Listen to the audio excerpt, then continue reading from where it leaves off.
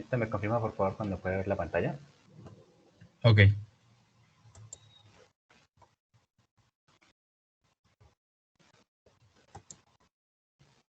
Ya debería ver, ¿cierto? No me salía nada. No, es que también mi computador está lento, entonces debe ser eso. Aunque aquí me sale que sí estoy compartiendo, entonces lo quería mirar a ver.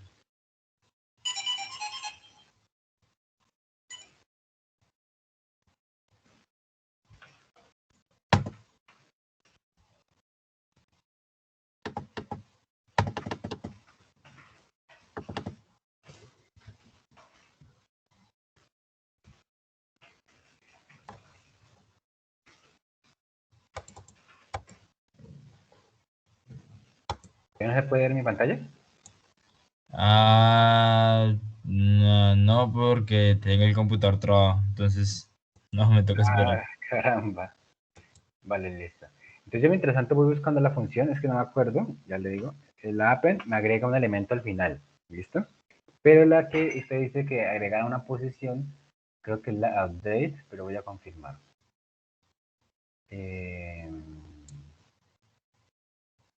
listo, listo, listo, listo, listo, listo.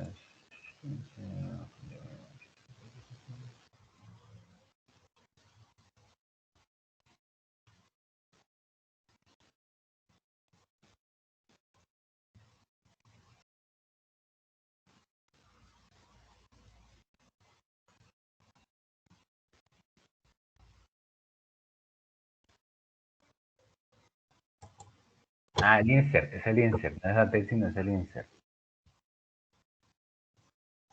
¿Listo?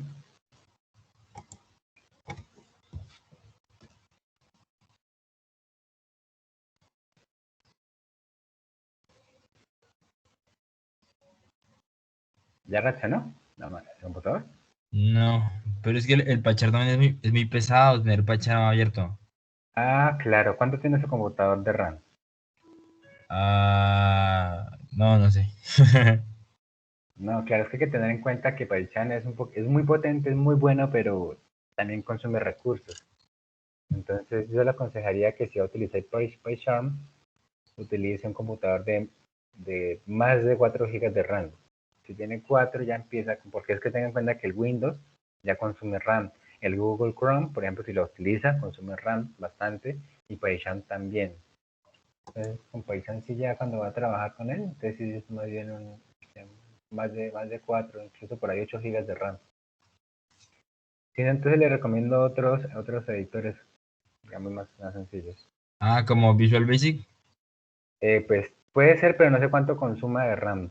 Pero no, por ejemplo, un Notepad no, sino un Sublime. Un Sublime no viene con consola directamente, pero pues lo puede ejecutar en consola de CMD, lo que tenga que ver con Python. Y Sublime es muy liviano. Y le permite ciertas funcionalidades específicas para Python.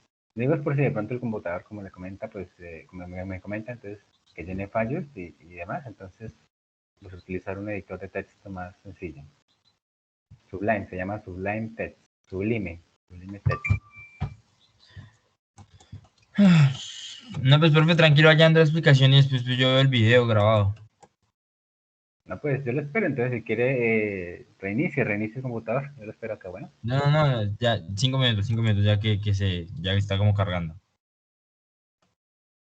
Ok, Voy a listo. intentar entrar desde el celular a ver la clase desde el celular. Vale, pues mientras acceda desde el celular puede reiniciar el computador para que no cargue de pronto procesos por ahí o actualizaciones.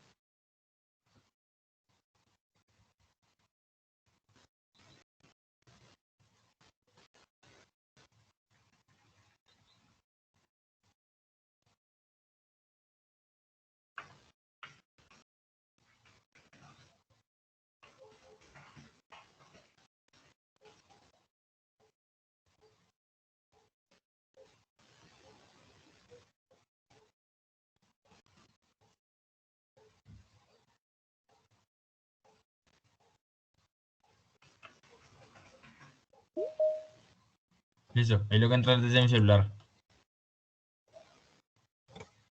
Listo, ya le voy a desmentir. ¿Ya puede ver en la pantalla? Sí, señor. Listo. Entonces, porfa, me habla por uno solo, ¿listo? Eso. Eh, bueno, listo. Entonces, la función, esto es una lista, ¿cierto? Yo quería unas acá, pero pues les recomiendo mucho la página W3 School. Ahí hay mucha documentación. Por ejemplo, yo le doy en Python List, en listas de Python, y me muestra ejemplos de cómo son las listas, de cómo acceder a las listas, cómo cambiar elementos de la lista, cómo añadir ítems a elementos a la lista, remover, cómo utilizar loops o ciclos, bueno, diferentes cosas, ¿listo? Los métodos de las listas, algunos ejercicios, en fin, unir listas, copiar listas, ordenar listas, en fin. Ahí tenemos todo un poquitico para las listas, pero también tenemos para otros temas, ¿sí? Entonces, todo es bastante útil. Entonces, tomemos ese ejemplo que nos dan ellos, donde dice que, por ejemplo, this list, esta lista, tiene estos elementos, ¿cierto? Apple, banana, cherry. Entonces, la función insert, que es la que usted me estaba comentando ahorita, es una función que me toma un par de datos. El primer dato corresponderá a la posición en la que yo voy a insertar o agregar este elemento. Como estamos hablando de la posición 1, en nuestra lista tenemos que la posición inicial es 0, luego banana es 1, luego cherry es 2. Este insert no me va a reemplazar, me vas a agregar y por tanto los demás elementos se van a desplazar hacia la derecha una posición. Por eso es que acá, eh, si yo muestro, por ejemplo, Apple, Banana, Cherry, Apple, ya sí se da cuenta que Orange ya llegó a la posición 1 y Banana pasó a la posición 2, lo mismo Cherry a la posición 3.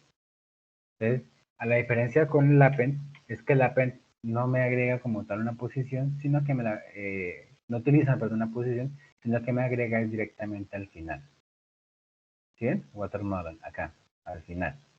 Y así como tal, lo que les mostraba aquí, ya hay varias funciones, mire. Dice que append es añadir un elemento al final de la lista usando append, el método append. También está el método insert, que es añadir un elemento a un índice específico. También está, por ejemplo, extender de forma in situ una lista con otra. Extender es como adicionar, unir, pero de forma in situ. ¿Sabe qué es in situ? Cuando se juntan las dos listas, creo que es, no me acuerdo sinceramente. In situ es que se modifica la variable en sí, ella se modifica. Cuando no es in situ, no me modifica la variable, sino que yo tengo que retornarla. Por ejemplo,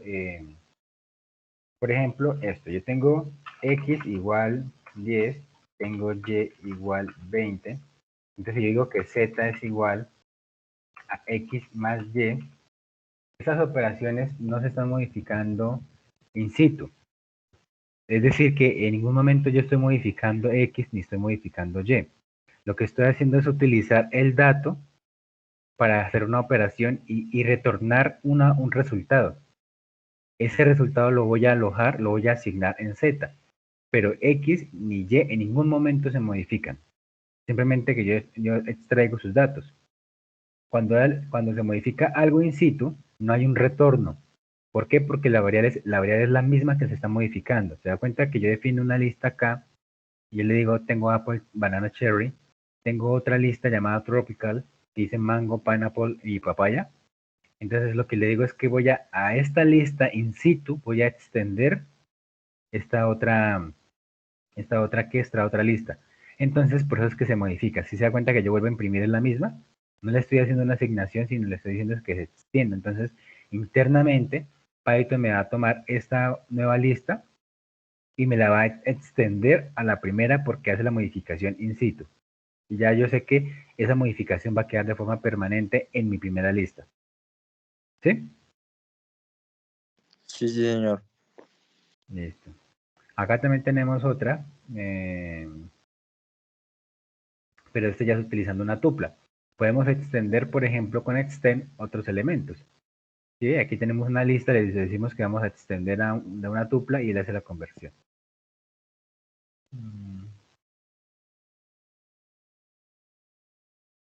Y bueno, así como para agregar más elementos. Hay otras formas como el más y demás. Por ejemplo, yo tengo lista de impares, ¿cierto? Yo le puedo decir, por ejemplo, lista z es igual a lista x más lista y. Luego yo imprimo.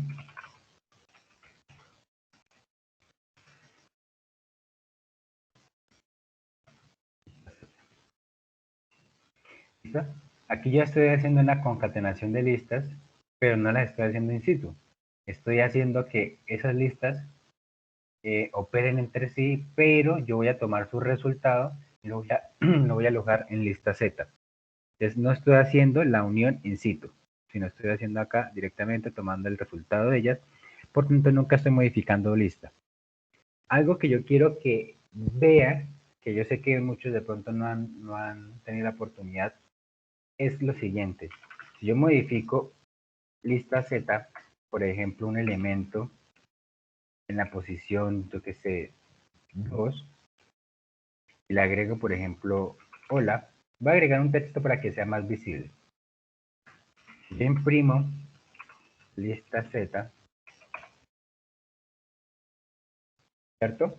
Ella me va a mostrar que yo reemplacé o sustituí la posición 2, 0, 1, 2. Ya no va a tener como tal el 6, sino que yo lo sustituí. Pero quiero que volvamos a ver las otras listas originales. Es decir, X y Y. Ellas no se han modificado.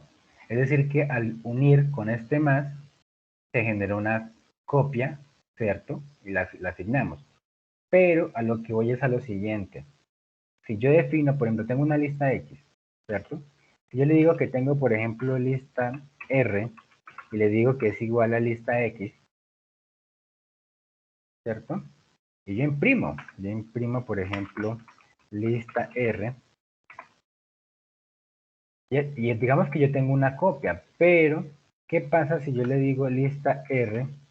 Yo le cambio, por ejemplo, el elemento en la posición, lo que sé, 2, y le pongo algo cambia. Y yo imprimo mi lista R. Algo cambia, ¿cierto? Mire, 2, 4, ya no está el 6, sino que algo cambia. Pero quiero que miremos lo siguiente. Voy a volver a imprimir lista X, que fue donde tomamos la generación. ¿Hemos modificado nosotros manualmente en algún punto la lista X?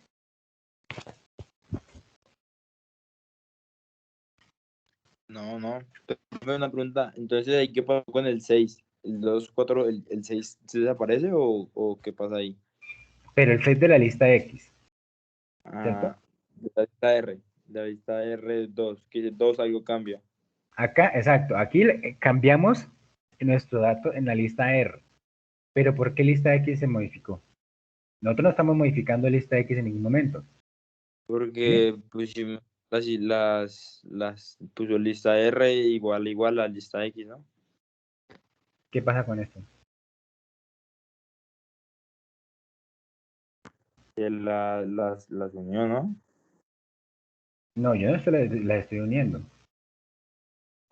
Eh, entonces, no ¿Qué sé qué pasa hizo ahí, cuando, la verdad. qué pasa cuando hacemos nosotros, por ejemplo, lo siguiente? Tenemos que, por ejemplo, RTA es igual a, por ejemplo, un dato 1 más dato 2. La operación, la variable RTA me va a tomar el resultado de la operación. ¿Qué pasa si yo tengo, por ejemplo, dato 1? Digamos que voy a declarar dato 1. Dato 1 es igual a 10. Si yo hago esto, ¿qué pasa? Yo puedo imprimir, por ejemplo, print dato 1 y yo puedo imprimir print RTA.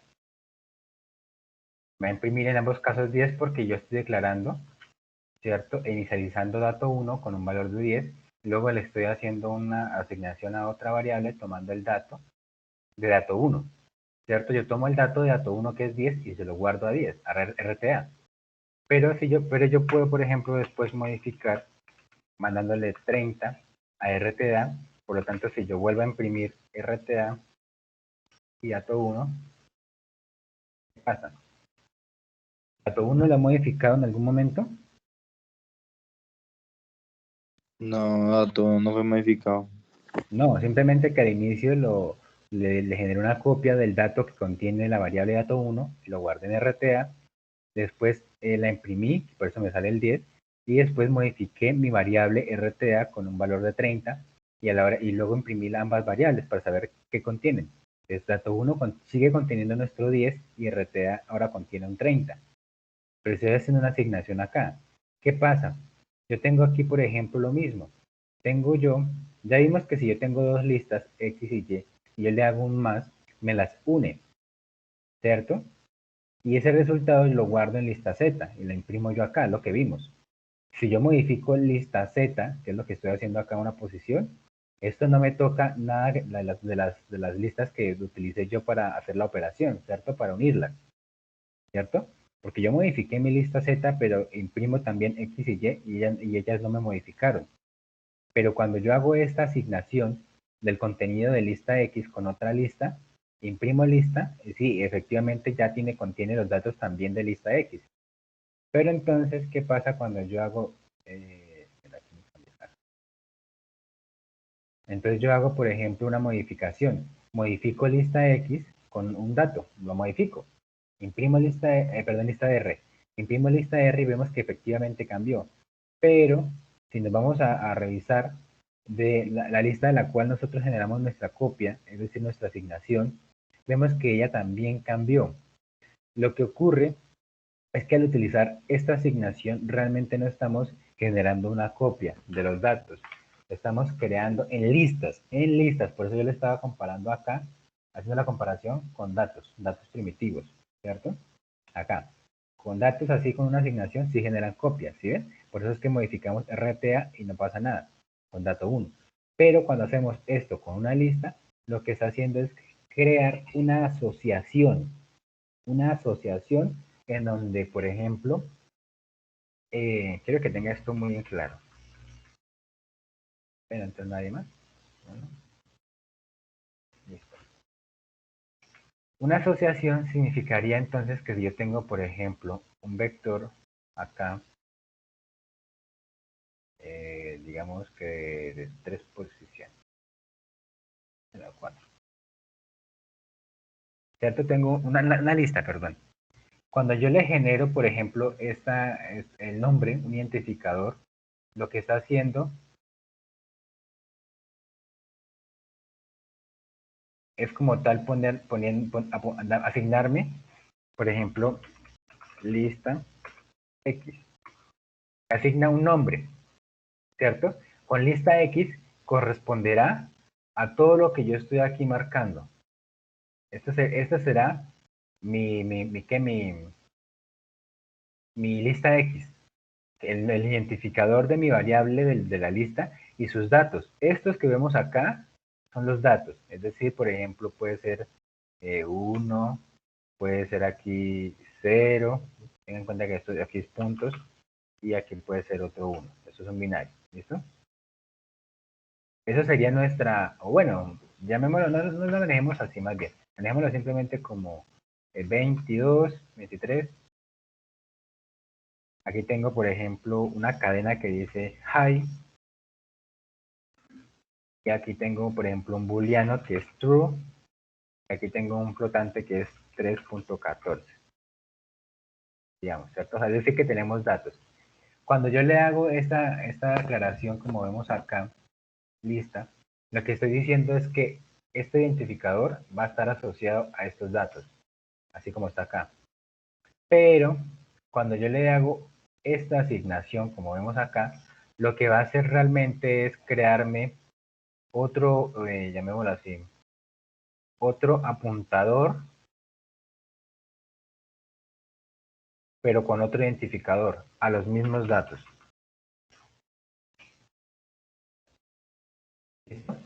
Entonces, en teoría, tendríamos dos identificadores apuntando, o provenientes más bien, de los mismos datos, al hacerla así con esta asignación, así como la estamos viendo. Acá, tal cual. ¿Listo? Entonces, por eso acá, cuando yo, por ejemplo, le digo lista en la posición 2, es decir, digamos acá true, y yo la cambio, lista X, como también está usando los mismos datos, o sea, la misma lista, pues cuando él vaya a consultar, su dato ya cambió, pero cambió porque lo modifiqué por lista R, porque es como tener una casa con dos puertas. ¿Listo? Yo puedo entrar a la casa, es decir, a los datos, por la puerta delantera o por la puerta trasera, ¿sí me entiende? Entonces, los datos están compartidos para estos dos identificadores, estos dos nombres. ¿Listo? Sí, sí, señor. Sí, me quedó claro esa parte. Eso utilizándolo así. Si yo dijera, no, pero es que yo necesito generar una copia. Ah, entonces vamos a ver cómo se haría. Yo tengo, por ejemplo, lista X, y lo que yo tengo que decirle es punto copy,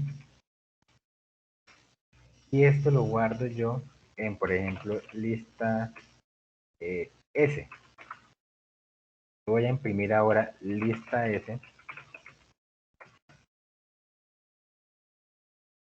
Y aquí tengo, listo. Por el momento, esto es lo que hicimos similar al anterior, ¿cierto? Pero yo quiero modificar lista S. Voy a decirle que voy a modificar el elemento de la posición 0, voy a agregar algo más.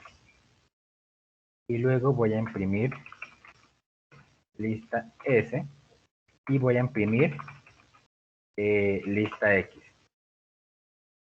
La original, ¿cierto? Entonces, al hacer esto, vemos que cambiamos lista S, pero la lista de la cual generamos nuestra copia está intacta. ¿Listo? Por ejemplo, si nosotros fuéramos a modificar lista X, para entender este concepto, ya vemos que si modificamos desde lista R, algo pasa, ¿cierto? Algo cambia. Vamos a modificar, por ejemplo, lista X a la posición, esta posición, a la 0, a la posición 0, vamos a ponerle 1.000.000. Vamos a imprimir entonces lista X y quiero imprimir también lista R. ¿Cambió? ¿Sí? Es decir, que yo puedo entrar a los datos y modificarlos desde lista X y también desde lista R, como vimos anteriormente. ¿Sí ve que me cambió en ambos? Porque accedimos a la casa desde la puerta delantera como la puerta, tanto como con la puerta delantera como la puerta trasera. Entonces, si yo cambio desde lista, pues al fin y al cabo son los mismos datos, pero compartidos con diferente identificador, pero es lo mismo. Entonces, si yo modifico el dato, pues pasa el cambio, ¿bueno? Pero con este copy, acá, ¿dónde está el copy? Acá, con este copy no pasa eso, ¿listo? Entonces, cuando quiera generar una copia para que no tenga este problema, porque muchas veces, y me ha pasado también, estamos utilizando y generamos una copia, y luego después tenemos algo ahí como tal, y modificamos la variable acá, y vemos que nuestra lista, y luego vemos que nuestra lista original va cambiando, entonces como que, ¿qué pasó acá? Y en algún momento fue que hice esta asociación, ¿listo? Esta vinculación.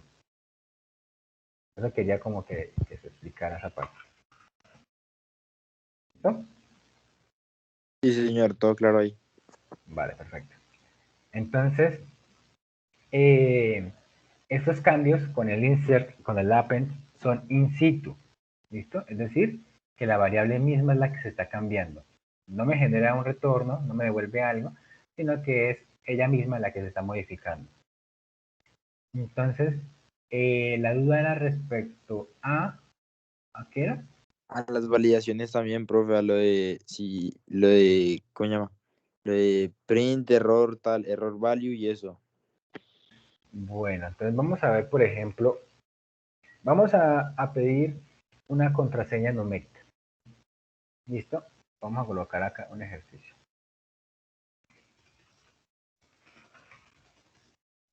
Pedir una contraseña contraseña y se equivoca, ingresar, perdón, si se equivoca, dar 3 intentos, no, 2 intentos más, y si no, es finalizar programa.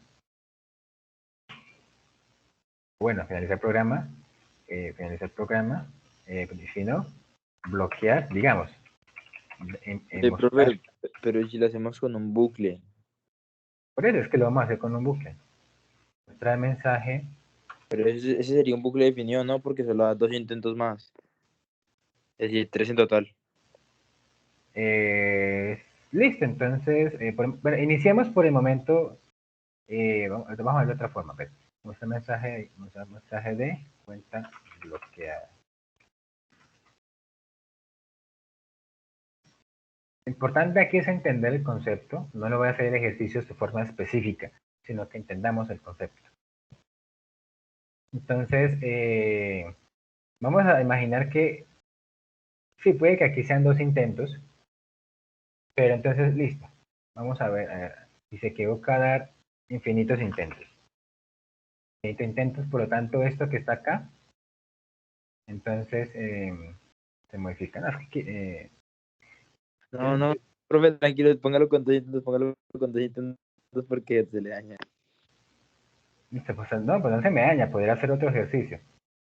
Pero entonces, bueno, usted entiende que ya aquí con 2 intentos podría utilizar un for y demás si llega a cometer un error. Entonces, modifiquemos entonces para que sea diferente. Pedir una contraseña y dar infinitos intentos hasta, que vamos a hacer acá, hasta que ingrese, renuncio y finalice el programa. ¿Esto le parece? Sí, señor.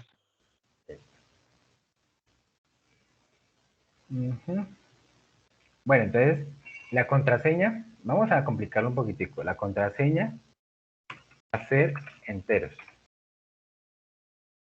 Pero, nuestro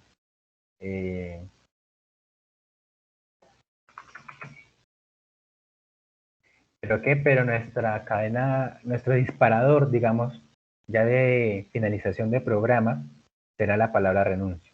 Entonces, yo lo que voy a hacer va a ser, por ejemplo, primero agregar una password de forma local. Va a tener 1, 2, 3, ¿cierto? Porque eso es con la que yo voy a comparar. Tenemos que, o sea, vamos a pedir una contraseña y vamos a compararlas porque ya tenemos una previamente almacenada, ¿no? Esa de pedir contraseña será una que ingresa el usuario. ¿Listo? Entonces, vamos a modificar acá. Pedir una contraseña y si se equivoca, dar infinitos intentos hasta que ingrese renuncio y finalice el programa. La contraseña debe ser positivo. Debe ser, bueno, mayor a 0. Mayor a 0. Si ingresa 0, ¿cierto? Decir, no sé, hola. Ya. No sé, hacer algo.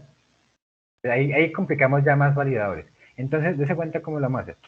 Yo voy a agregar un while true, es decir, un ciclo infinito. ¿Por qué? Porque ¿cuántas veces yo voy a ejecutar? Voy a pedir mi contraseña al usuario. ¿Cuántas veces? Pues las que el usuario quiera meterlas hasta que ponga renuncio. Exacto, entonces no sabemos realmente cuántas vamos a hacer, entonces lo único que sabemos es una condición. Entonces yo le digo while true, aquí voy a agregar mis comandos, pero de una voy a colocar mi condición de salida. ¿Cuál va a ser mi condición de salida? Que por ejemplo, mi condición de salida va a ser que ingresó renuncio, es decir, renuncio,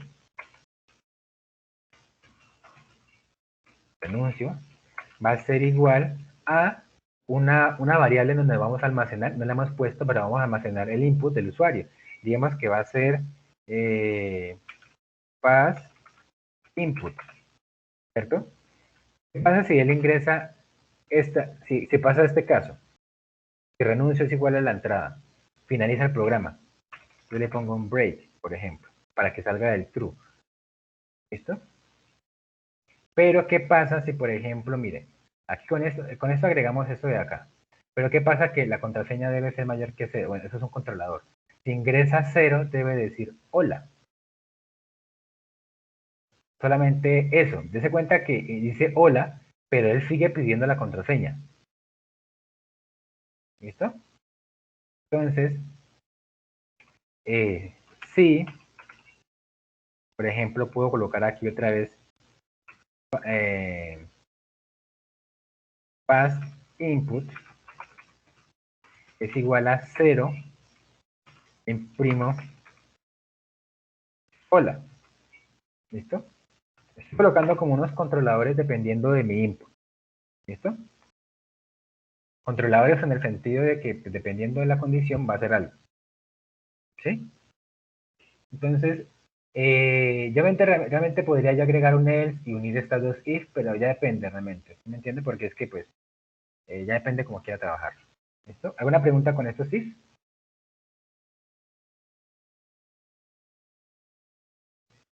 No, señor. Listo. Ahora, iniciemos. Yo voy a pedirle al usuario, ¿cierto? Una pass-input. Ahora sí la colocamos. Esto va a ser un input en donde yo le voy a decir digite su contraseña. Aquí le ponemos paréntesis entero para que tenga presente. ¿Listo? Digamos que si nosotros lo hacemos así, ¿qué pasa? Él va a funcionar, en teoría. Yo pongo, por ejemplo, un 23 y digamos que va a seguir pidiendo, pero nos faltó agregar otro validador que nos va a indicar que cuando, por ejemplo, el programa continúa, perdón, finaliza, que es que la contraseña sea la que es. Por ejemplo, pongamos acá un mensaje que diga game over para que se diferencie. Y finaliza. ¿Cierto? Pero entonces, ¿qué pasa si, por ejemplo, la contraseña que ingresó if as input es igual a password? Vamos a imprimir ingresaste todo ok. ¿Listo? Y finalizamos también nuestro ciclo. Dese cuenta que este primer if es similar a este segundo. Van a romper como tal el while cuando la condición se cumpla. Solo que uno me la idea es que me siga el programa, el otro me finalizaría. Entonces para eso creo que voy a poner exit. Espera, mira una cosa. Y que quiero que finalice el programa.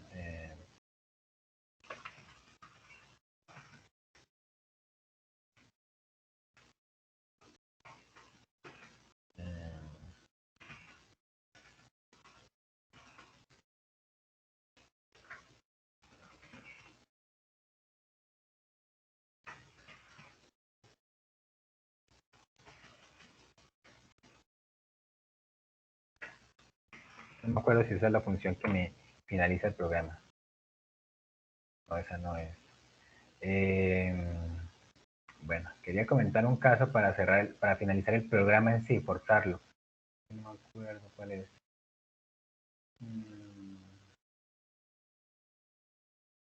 No, pero sí era exit -1. Igual 3 será 0. Déjeme. Es que está reiniciando. Creo que este exit está haciendo otra cosa acá con el. Espera.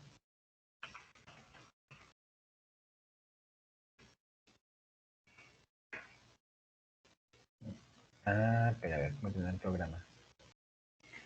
Método exit, pero es que el exit no me está funcionando. Eso es lo que estoy haciendo, un quit. Eso es lo mismo. Print, test, resultado, use quit, control Z para tornar, terminar el programa de Python usando el método exit. Pero no me está funcionando. Es esto mismo que estoy haciendo acá.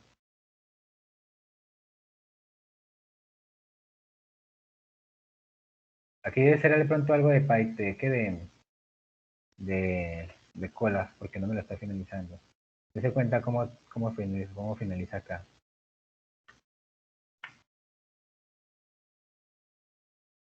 Ve, profe, ¿cuál es la diferencia entre el exit y el break?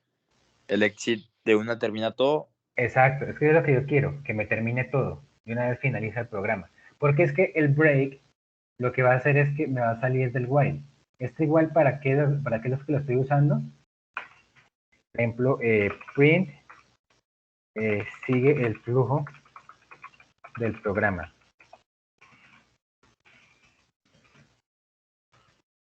Entonces, el break lo que va a hacer es salirse del while, porque el while lo estamos colocando única y exclusivamente ¿para qué? Para pedir la contraseña hasta que la ingrese. Si ingresa renuncio, le imprimimos game over, pero no debería. Si coloco el break, ¿qué pasa? Él se sale del ciclo y es como si siguiera el flujo del programa como si hubiera entrado, hubiera iniciado sesión. Lo que yo quiero es que finalice el programa y no haga nada más. ¿Listo? Pero para eso utilizando un comando. Por eso yo estaba colocando acá exit para que no me siga. Es decir, llega acá y finaliza el programa y no va a seguir mi flujo posterior al while. ¿Listo? El break lo que hace es, llega a esa parte, ingresa el break, finaliza el ciclo y él sigue. Sigue ejecutando lo que está posterior al ciclo que finalizó. ¿Listo? Solo que no sé, aquí vamos a intentar este otro. Porque este no funcionó.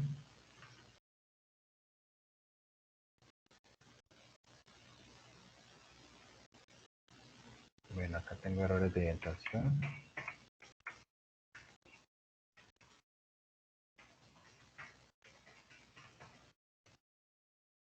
Aquí con la quit.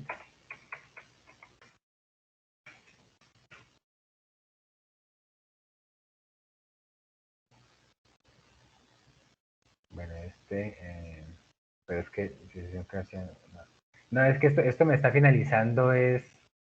Ah, ya. Listo.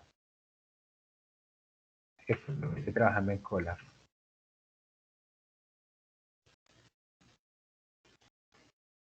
Tengo quick. No, ¿qué estoy haciendo? Print quick. No, voy a imprimir test. Voy a hacer acá esto. Ah, tampoco me sirve. Debería finalizarse. Yo creo que es porque estoy utilizando Colab. Esto normalmente sí funciona en Python puro. Es que Colab de pronto una máquina virtual funciona diferente. Y lo que él hace es finaliza el programa, pero de pronto lo reinicia. ¿Sí ve que me sale el mensaje? Acá. Eh, acá. Su sesión finalizó, su sesión ha iniciado. ¿Sí? Y vuelve a cargar la máquina virtual. Entonces yo creo que eso ocurre. Entonces, bueno.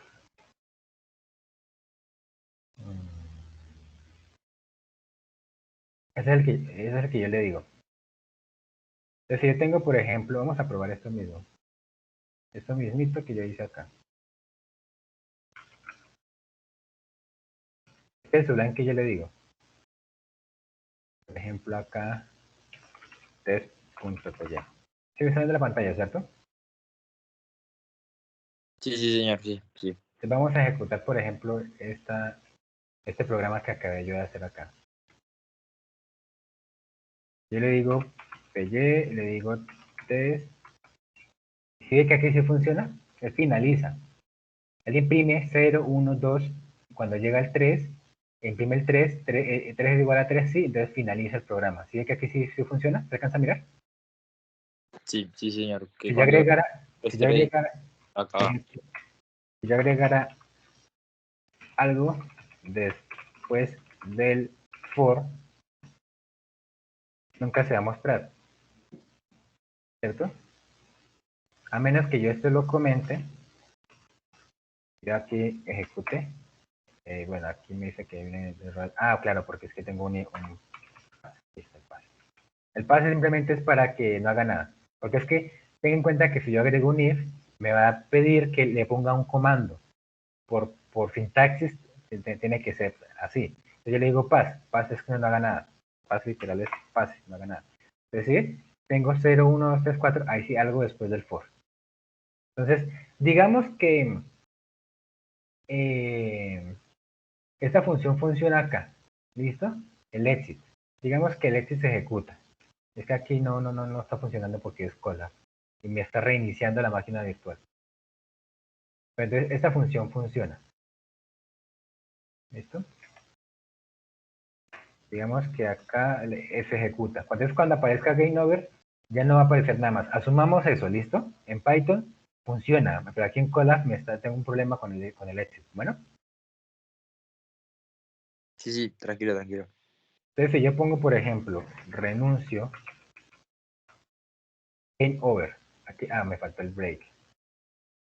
Entonces, digamos que este break va a ser un break especial que me va a finalizar todo. Entonces, yo pongo renuncio, game over y el flujo. Digamos que aquí no seguiría el flujo. ¿Listo? ¿Claro esa parte? Vamos a asumir que este break es el exit en Python. Si usted lo hace en Visual Studio Code, lo hace en PyCharm, lo hace en cualquier lenguaje de Python puro, entonces funciona. Aquí es porque tengo una máquina virtual que me reinicia y, bueno, me carga lo que ya tenía y sigue ejecutándose. Entonces, bueno, yo tengo entonces que voy a ingresar una contraseña, pero debe ser numérica. Entonces yo le voy a hacer un casteo. Le hago un casteo a entero. Pero aquí ya llegan lo que son manejos de errores. ¿Por qué? Porque no todos los datos que me ingresa por teclado pueden convertirse a entero. Si yo tengo, por ejemplo, 12, ese 12 se ingresa como casteo, ¿cierto? Yo puedo hacer, por ejemplo, acá un entero de una cadena que va a ser 12 y se puede hacer, es 12, de tipo entero, se puede hacer. Pero si yo ingreso, por ejemplo, hola, aquí ya voy a tener un error, que es un error de transformación. No se puede convertir hola a base 10, a un entero base 10. Tengo un error de tipo value error. Entonces, lo que yo debo hacer es controlar eso mismo. Entonces yo le digo, ok, try, dos puntos, y voy a manejar, por ejemplo, acá F.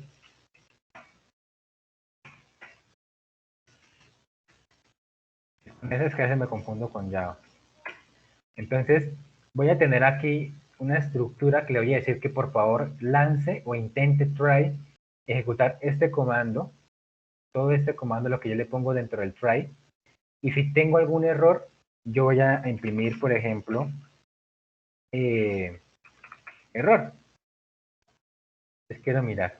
Aunque primero hagámoslo acá, aquí antecitos.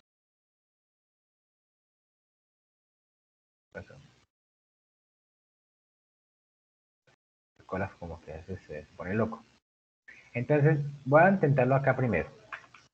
Yo le digo try, los puntos, ¿cierto? Yo le digo acá, puntos. Yo le voy a decir que si eso tiene un error, yo le voy a indicar salió error. Pero el programa no me va a finalizar de forma abrupta. Va a seguir porque yo le controlé el error. ¿Sí? En este caso, cuando yo le pongo un ESET, este ESET, así como está, va a manejar cualquier tipo de error con lo que yo le estoy colocando. Si yo le pongo value error, este mensaje salió error de value error. ¿Listo?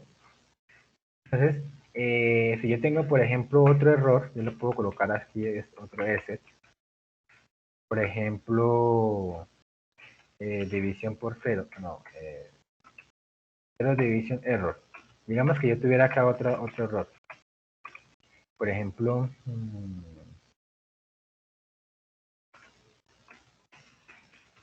error división por 0.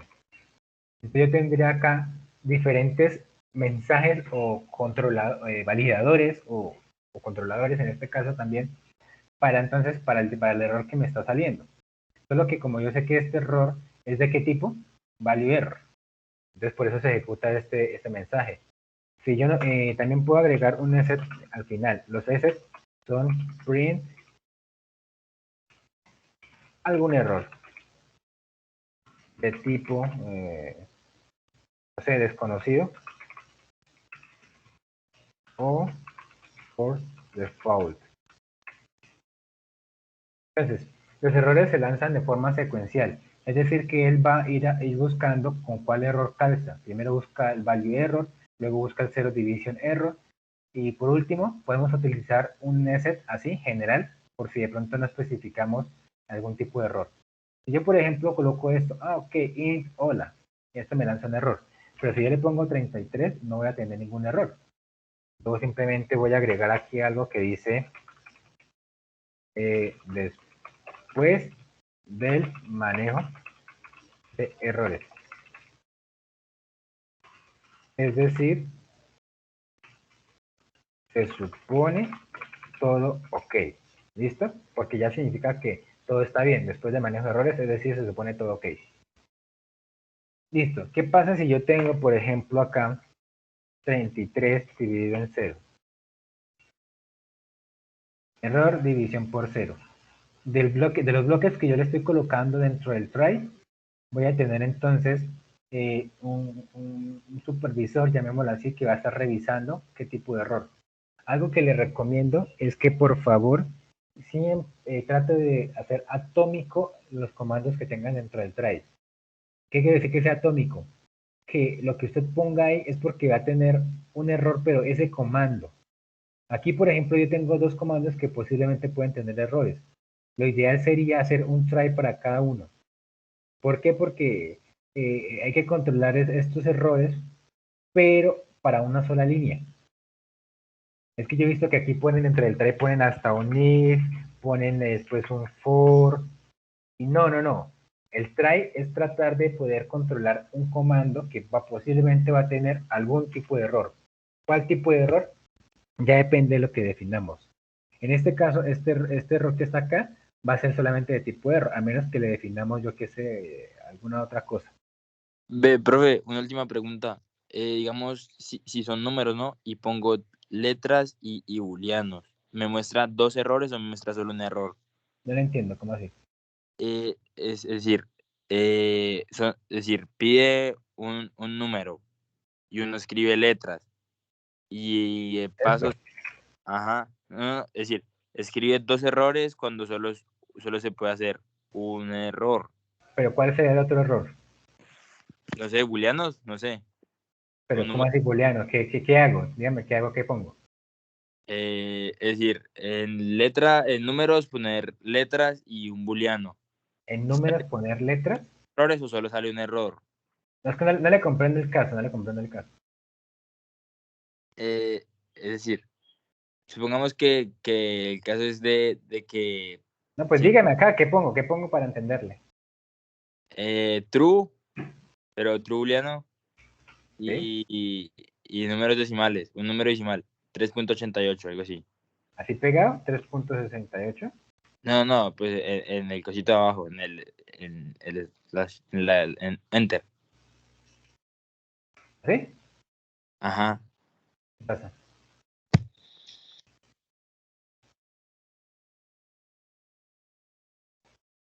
¿Aló? ¿Qué pasa acá?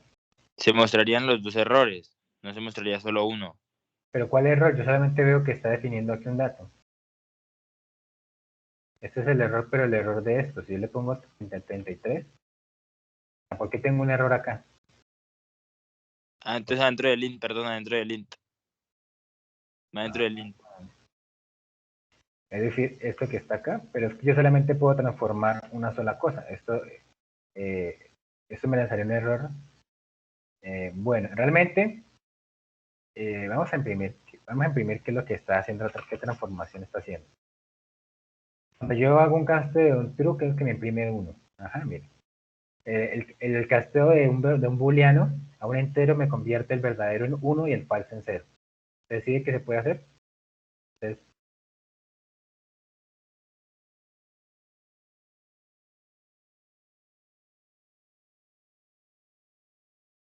¿aló? Sí, es que, no, es que me quedé pensando en lo que pregunté. Sí, digamos que, ¿qué pasa? ¿Por qué veo la necesidad de colocar diferentes tipos de errores? Esto porque en algún momento voy a tener un comando que va a ser complejo a la hora de hacer ciertas operaciones. Entonces, esa operación puede tener, esa única operación puede tener diferentes errores posibles. ¿Listo? En este caso es muy específico. O sea, prácticamente el único error que puede tener acá es que ingrese una letra. Digamos que, si me entiende, va a ser tipo valid error. Pero hay algunos casos en donde lo que le digo, un solo comando, imaginemos aquí algo que posiblemente puede tener diferentes errores. Por ejemplo, x igual a input, por ejemplo, tendrá que agregar otro, digamos que tengo tren, digamos que ingresó el usuario ingresó algo, pero lo ingresó bien. Vamos a hacer lo ideal sería hacer controles de errores para prácticamente cada como bloque que sea común. ¿Por qué? Porque es que tenemos que controlar algún error. Por ejemplo, tengo que decir operación mala y demás. Es decir, que por ejemplo, para esta X yo tendría que hacer otro try, en donde yo le digo entero input ingrese numerador, por ejemplo, numerador. Yo le digo y igual a entero input ingrese denominador. ¿Cierto? Digamos que aquí yo voy a hacer una operación.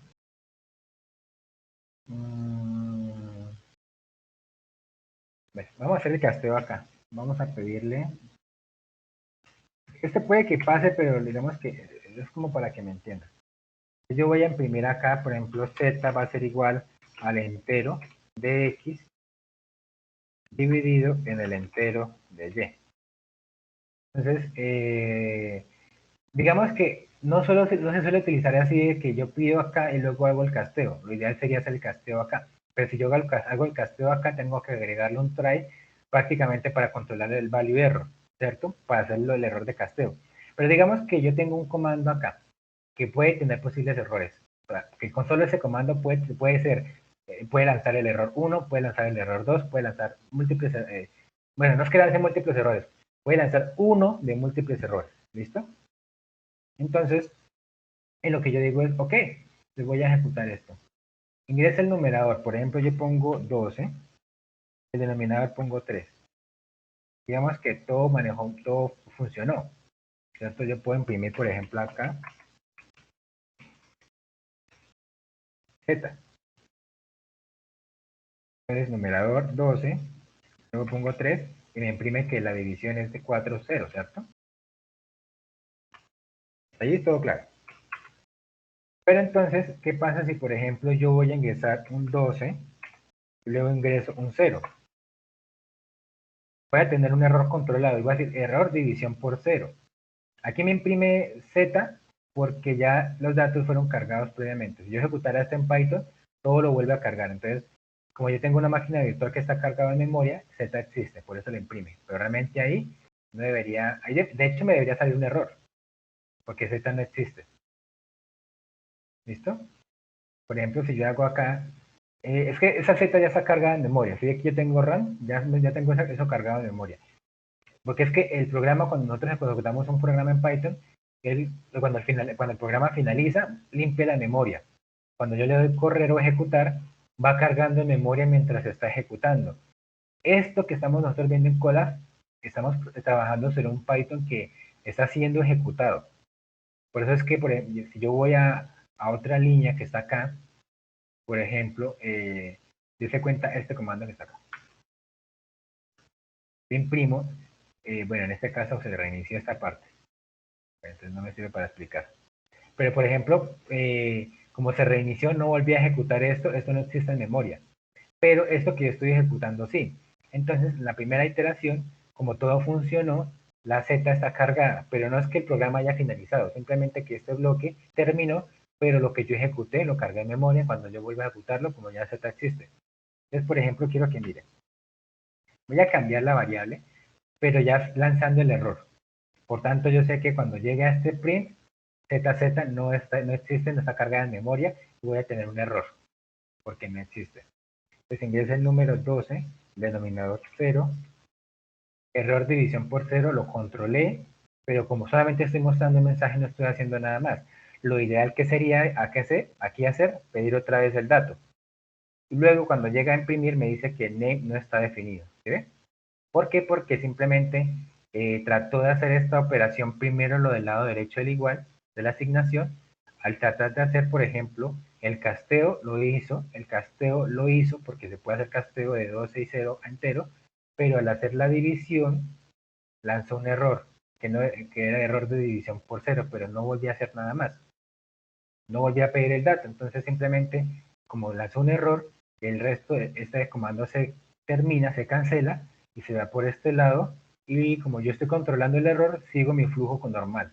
Por eso cuando llega el print ZZ, como en ningún momento se alcanzó a asignar porque lanzó un error en división, entonces ZZ no existe y por tanto tengo un error de que Z no está definido.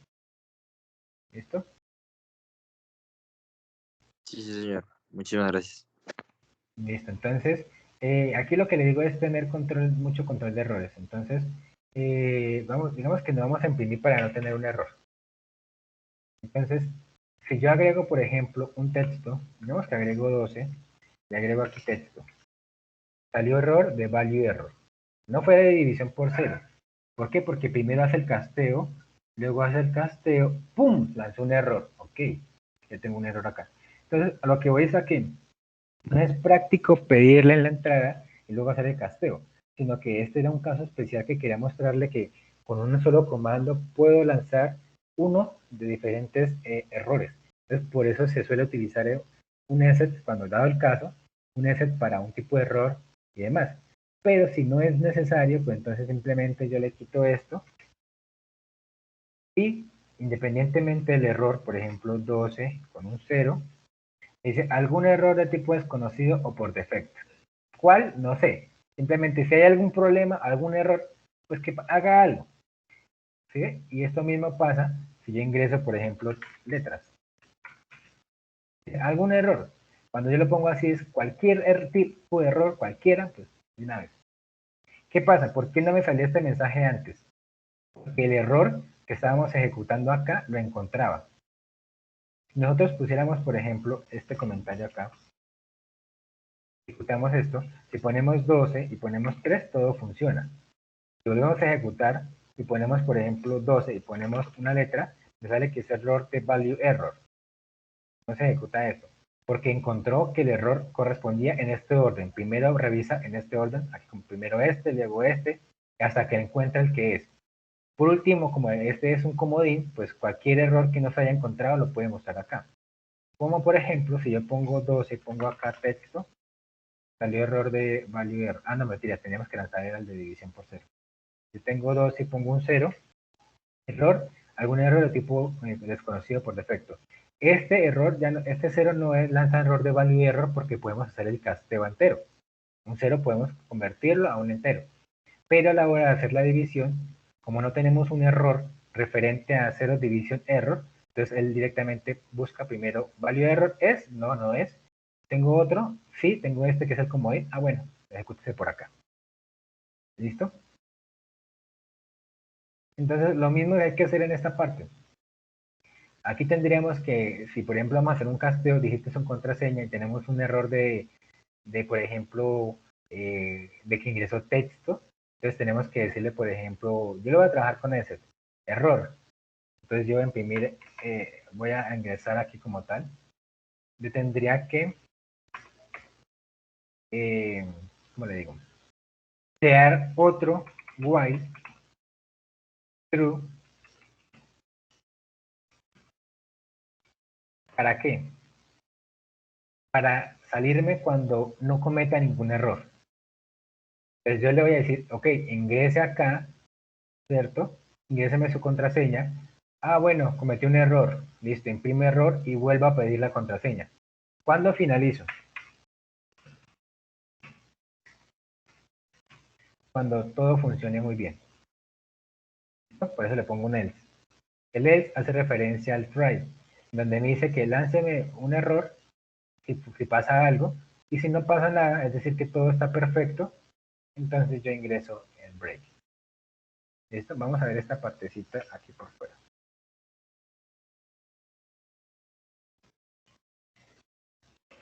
Por ejemplo, este es un validador, ¿listo? Entonces me dice que si yo ingreso un número, todo funciona bien. Él hace el casteo y ya. Voy a imprimir acá. Print. Posterior. Validador. Vamos a llamar a este validador. Es decir, todo ok. Este validador va a ser únicamente el input. Entonces yo le pongo 12. Entonces validar todo funciona perfecto. Si yo le pongo, por ejemplo, letras, me dice, lo siento, pero hay un error. Entonces, como hay un error, no se ejecuta, por lo tanto, vuelve el while a ejecutarse y se queda acá. ¿Hasta qué? Hasta que el usuario no sea testarudo e ingrese algo que se pueda entonces convertir a un entero. Por tanto, entonces todo el try funcione perfectamente, por lo tanto no me lance ningún error y por tanto se ejecuta el break para salirse del while. ¿Listo? Esto es un validador con esta estructura, que se repita hasta que ingrese lo que yo quiero que ingrese. Entonces por eso yo lo pongo acá. Así tendríamos controlado que ingrese. ¿Dónde está mi comando? Esto pongámoslo arriba. Entonces, tendríamos controlado el hecho de que ingrese, por ejemplo, una contraseña de tipo entero. ¿Cierto? Este while true es para la cantidad de intentos. Como son infinitos, pues lo tenemos ahí. Ahora hasta que ingrese el renuncio ya lo hicimos. Pero entonces finaliza el programa. La contraseña debe ser mayor que 0. Bueno, mayor o igual. Porque estamos aquí utilizando el 0. Entonces debe ser mayor o igual que 0. Si ingresa 0 decimos hola, que es lo que estamos comparando acá. Si ingresa 0 decimos hola. Y ya. Bueno, aquí podríamos solamente decir hola y que siga preguntando. Hola, ingresaste 0. ¿Cierto?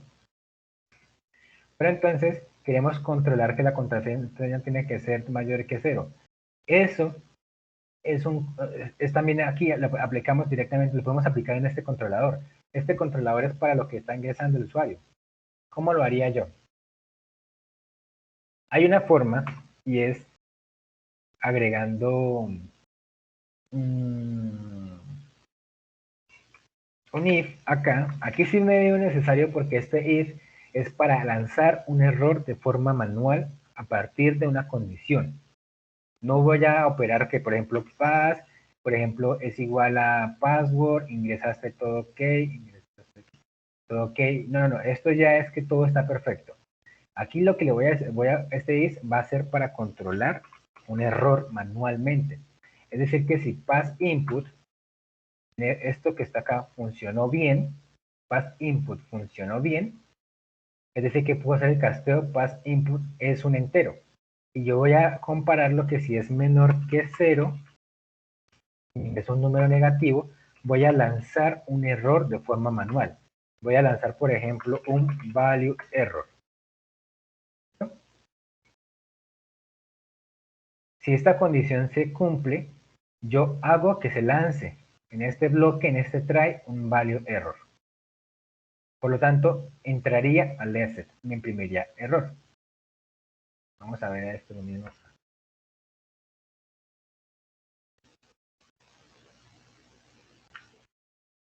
Entonces, ingreso, por ejemplo, si ingreso números, todo funciona. ¿Ok? Todo perfecto. Ingreso texto, el error se va a ejecutar acá, en este casteo, ¿cierto? Por lo tanto, me dice error. ¿Sí? Digite su contraseña, y ahí se queda. Pero si yo ingreso, por ejemplo, un valor negativo, el casteo, ¿cierto? Bueno, por ejemplo, podríamos hacerlo acá. ¿Se da cuenta que aquí vamos a... Pues enloquece a veces.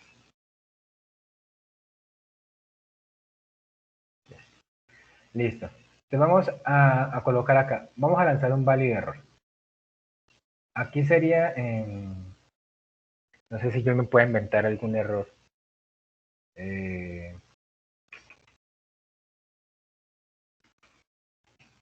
Esto ya quiero mirarlo yo. Voy a mirar si funciona. Creo que no va a funcionar.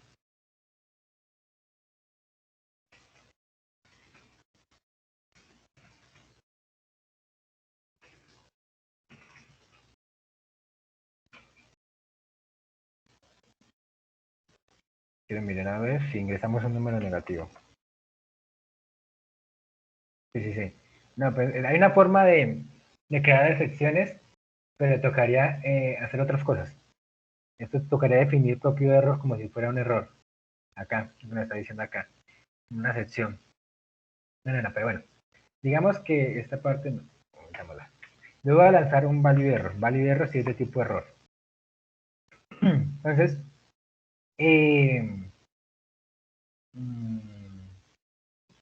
voy a imprimirle acá un mensaje que diga, por ejemplo,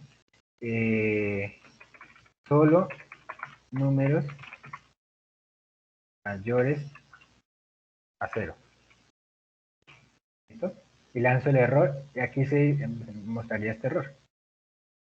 Entonces, por ejemplo, si yo ingreso un valor negativo, me dice solo números mayores a 0. Error. ¿Por qué? Porque entra al if, imprime, lanza un error, vale ese porque tuvimos un error manual y me imprime este otro error. Pero si yo ingreso un texto, él no entra al if porque directamente el error ocurrió fue acá en el casteo, de una salta al ESET y me imprime error. Si yo ingreso un número que es, todo funciona. ¿Listo? ¿Una pregunta? No, señor. No, señor. Todo claro. Ah, ok, muy bien. Ya con eso entonces tendremos aquí controlado lo que nos están pidiendo acá. Y ya el programa funciona. Debería funcionar.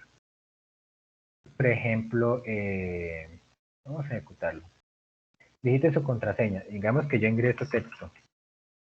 Error. Tiene que ser un entero.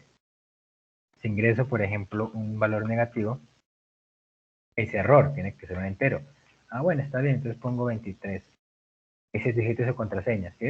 Yo podría agregar un mensaje que dijera, por ejemplo, acá, si es diferente, por ejemplo, si la contraseña es diferente, entonces pongo algo que diga contraseña errónea. Intente nuevamente, por ejemplo, ¿sí? Pero aquí simplemente estoy pidiendo otra vez.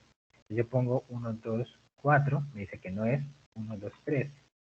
Y cuando ingreso la contraseña que es, ingresaste, todo ok, sigue el flujo del programa. Ahora, ¿qué pasa si yo ingreso, por ejemplo, el 0? El 0, me dice que, hola, ingresaste 0, y vuelve a pedir. ¿Por qué? Porque el problema que nosotros planteamos solamente me dice, si ingresas 0, pues te imprima una cadena, pero ya, él vuelve a seguir pidiendo. Yo vuelvo a colocar 0, imprimo otra vez la cadena y así. ¿Listo? Entonces, si yo ingreso, por ejemplo, renuncio, aunque aquí tengo un problema. Porque este renuncio me va a lanzar un error de casteo, me va a lanzar un error y va a volver a pedir. Entonces es absurdo este if, ¿cierto?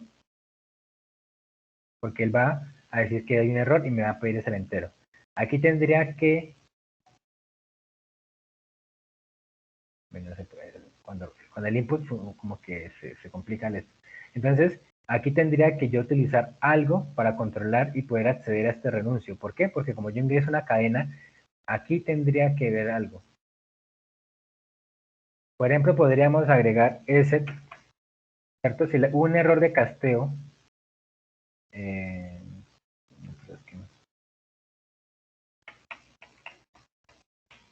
aquí tendríamos que hacer algo para controlar, por ejemplo, y se me ocurre algo. Yo guardo temporal, yo guardo esto que está acá. Y aquí hago la transformación de temporal. Digamos que una variable temporal. Pero yo podría aquí, por ejemplo, no sé, agregar un if de pronto, o bueno, agregar más cosas, pero es que no quiero agregar muchas cosas en el while. Aquí ya depende de la programación. En donde yo pregunto, por ejemplo, si temporal es igual a renuncio, entonces yo le voy a decir que haga un break. ¿Listo? Entonces rompo directamente desde acá, antes de hacer el casteo. Si yo coloco un número, funciona todo perfecto, ¿cierto? Porque estoy pidiendo la contraseña, entonces 1, 2, 3. Perfecto. Pero si yo ingreso, por ejemplo, texto, me dice que hay un error, pero si ingreso renuncio, él va a ingresar todo. Bueno, aquí lo que le digo, aquí tocaría ponerle... porque se sale de este... no, sí.